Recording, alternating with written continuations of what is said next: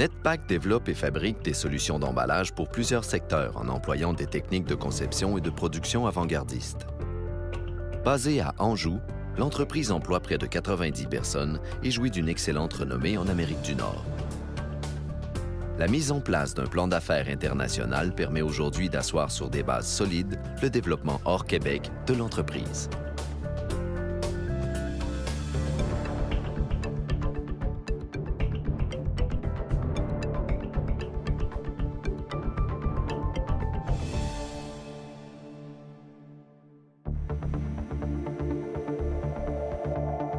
Pour la préparation du plan d'affaires international, on avait une vision sur 3 ans en essayant de voir ce qu'on pourrait peut-être accomplir sur 5 ans. Mais a priori, avec le mouvement des technologies à travers le monde aujourd'hui, planifier plus que 3 ans à 5 ans était extrêmement difficile. Alors, ce qu'on a fait, on a segmenté 3 niveaux d'études, à savoir les matières premières, dans notre cas, puisqu'on est imprimeur et que ça bouge et que les matières premières sont achetées de l'extérieur, ne sont pas fabriquées ici. Il fallait avoir un premier point d'observation sur l'évolution, tant au niveau de ce qu'on appelle les composantes techniques des cartons, des papiers, parce que ça évolue extrêmement rapidement. D'autre part, il fallait observer les technologies au niveau des équipements, parce que les presses, ça aussi, ça bouge beaucoup et les investissements sont majeurs. Troisièmement, regarder la posture du marché, à savoir dans les segments dans lesquels on opère surtout, qui sont le pharmaceutique, l'alimentaire et, disons, cosmétique et les produits connexes. Il fallait voir comment les industries bougeaient, à savoir quel genre de packaging ils voudraient s'approprier, lesquels ils voudraient peut-être se défaire aussi, parce qu'il y a les questions environnementales qui font partie de ça.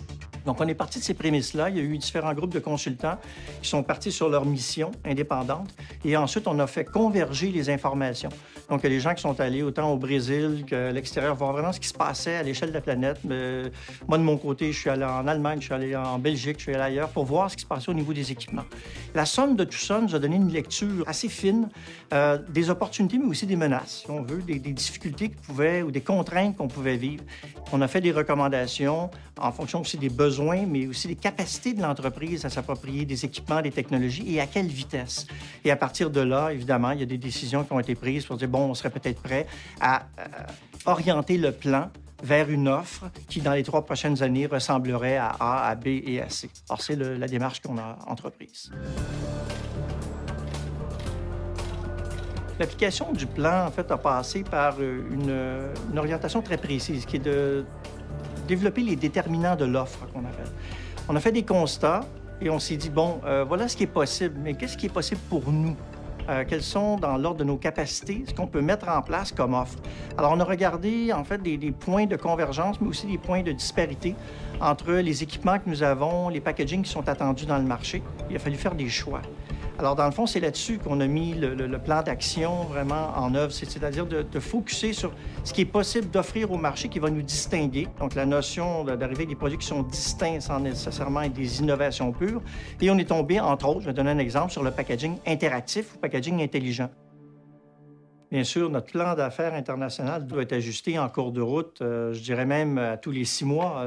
Les réunions importantes vont justement porter sur la question de quels sont les résultats de l'offre qu'on dépose au marché, les changements qu'on a effectués versus aussi probablement une certaine, je dirais entre guillemets, une certaine mortalité de certains produits. Parce que d'ici 2-3 ans, il y a des packagings qui n'auront plus leur valeur dans le marché. Donc, à tous les 6 mois, il y a des réunions stratégiques qui vont porter là-dessus, pas seulement au niveau du résultat des ventes, mais aussi de la performance des marges, parce que c'est la contribution marginale qui fait vivre une entreprise et ses produits. C'est pas seulement son chiffre de vente et ses revenus. Et ça, on va être extrêmement vigilant à cet égard-là.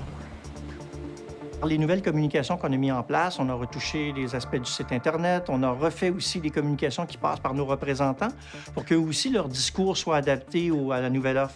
Et on constate déjà une curiosité importante des clients, surtout ça nous a surpris un peu, mais c'est correct, de venir voir l'usine. Puisqu'on parle beaucoup de nouvelles technologies, les gens se disent, bon, des fois, c'est du blabla. Alors, on fait une démonstration assez articulée de, justement, où est-ce qu'il y a de la nouvelle technologie, quelle est la différence. Par exemple, on a une presse, il n'y en a que 2 en Amérique du Nord de ces presses-là. D'autres aspects, c'est au niveau des conformités. Le plan nous montre que les valeurs de conformité peuvent être intéressantes, d'être ISO ou d'être BRC. Mais jusqu'à quel point on articule ces valeurs-là dans la communication, dans le marketing. Souvent, les entreprises vont mettre ça avec des logos, sur des dépliants ou autres, mais ils n'en font pas plus de cas. Nous, on l'a inséré dans la communication client. On voit déjà l'impact des clients qui veulent savoir ce que c'est, parce que c'est des normes extrêmement difficiles à obtenir. D'ailleurs, L'usine ici est la seule BRC en Amérique du Nord. C'est pour la protection, la salubrité, l'innocuité des aliments. Si un conseil à donner, je dirais que c'est la façon de regarder le plan avant même de le construire, c'est-à-dire de fixer des objectifs préalables.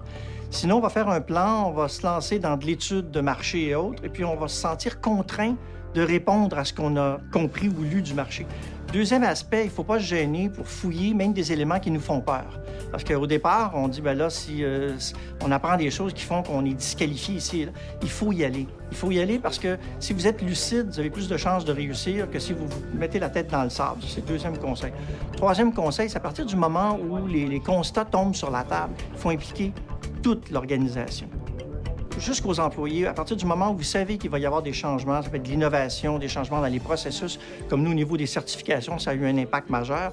Autrement dit, il faut implanter jusqu'au bout de l'organisation. Ça, c'est la clé. Sinon, vous allez le vendre et quand vous allez venir pour livrer, vous allez avoir des problèmes d'opération.